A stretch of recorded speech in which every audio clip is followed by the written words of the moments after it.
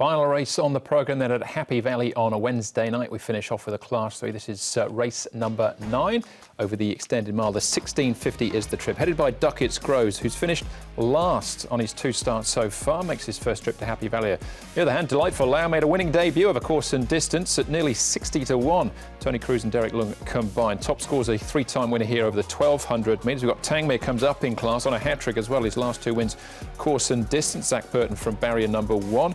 Best Alliance, he beaten favourite last time. Happy Warrior comes up in class. Zach won on him, course and distance last time as well in class 4. Thunderstomp will roll forward from barrier 3, and Champ Patrol eligible for a lower class, but goes round here with a lightweight. Ben So taking £2 off. Duckett's Grove is the horse that's been up at Chung Fa within the last 30 days. Now, made our way across the touchscreen to have a look at the speed map for this one and a couple of key races as well. And as far as the speed is concerned, we've got a couple of horses likely to go forward, Mark, in Top Score, who jumps from barrier number 8, but Thunderstomp inside him will probably find the front and the rail. And I think he might get far enough in front, Andrew, that Top Score, who doesn't seem to have the early toe that Thunderstomp has got. He's a fast beginner, Top Score. I reckon he might end up on the rail in behind him. So it'll be Thunderstomp, Top Score in behind him. Champ Patrol will get left up outside of them. Happy Warrior, Duckett's Grove can get a nice soft run on the rail. Cot Campbell's an interesting runner. He's only had the 3 starts at Happy Valley. He could get left out there 3 wide. Best Alliance from barrier number 12. He's been running on well, and he's shown in races before that he is tough enough to move mid-race and still win. And if he starts a run up around them, just like that, Surrealism, Tangmere and Smart Cousin and Delightful Lau with the hot pace should get a perfect trip and can hide away on the inside and dart home. All right, it was a big winner. First up then, Paul, Delightful Lau has been looking back at track work. Here he is. We'll show him here in track work. So a nice quiet piece from him. He seems to have come on, but it's going to be a tough ask for him. No horse has come out and sort of won 2 in a row, the PPs this season, but the horse looks good. No problems. Best Alliance is going well. He's just got this awkward draw. He hasn't had the rub of the green lately, this horse either. Barrier 12 is not going to help him. But he does come in with an apprentice claim, so we'll see if that will help him a little bit. And Happy Warrior, now he's working with Above, who is in an earlier race. Above, you might get a line on him. Above's closest to us. Happy Warrior is the one against the rail. He's going nicely in his work as well. Smart winner last time out, Happy Warrior as well. We'll come back to him in a second. Let's start off, though, with Delightful Lau. Bit of a surprise winning first up. His jockey is Derek Long. Derek, Delightful Lau was able to win first up. It was a bit of a surprise. What did you think of that performance? The horse last time we saw a very good performance. He win quite a bit easier. They train him very well, and since I see him in the trial, he's been improved every time.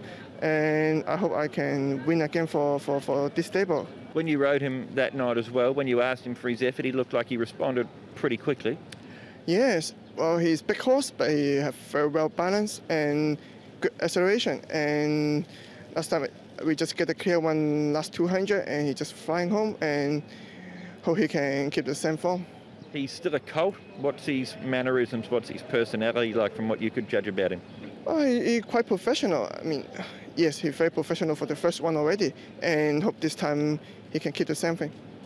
And with the horse as well too, only the early days of his career, it's not easy for these PPs to win first up in Hong Kong.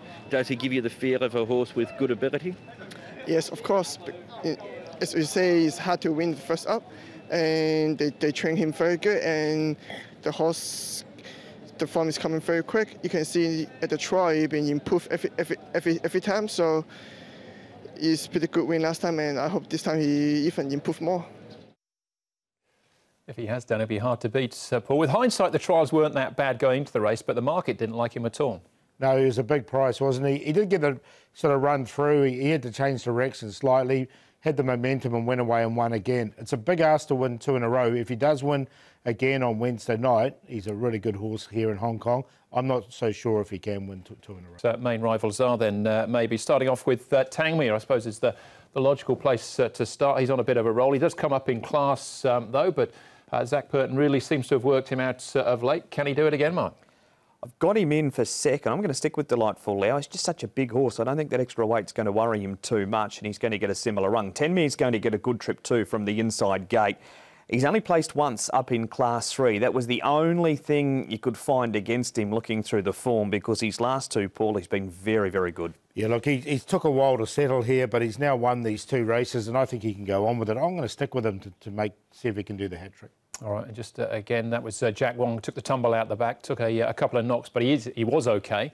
He's still out of the saddle, but hopefully he'll be back again soon. That was Tangmere then winning. Next horse we can have a look at is Best Alliance. Now, he's been pretty consistent as well, but last time out he was a beaten favourite by Real Busy.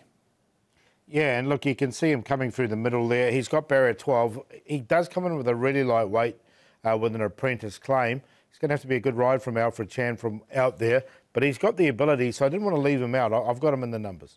Tried hard to find a spot for him because he has been running on so well at the end of his races, and with the anticipated speed around Thunder Stomp and Top Score, I tried to squeeze him and just couldn't find a spot in the top 4 for him, but he won't be far off them. Does get barrier 12 to contend with on Wednesday night, but I guess Alfred Chan taking £7 off his back as well. Last horse we'll have a look at, and it's a winning runner as well, and this was Happy Warrior. It's just about perfect for him last time out. Zach Purton was in the saddle. Zach, though, rides Tangmere this time round, Paul.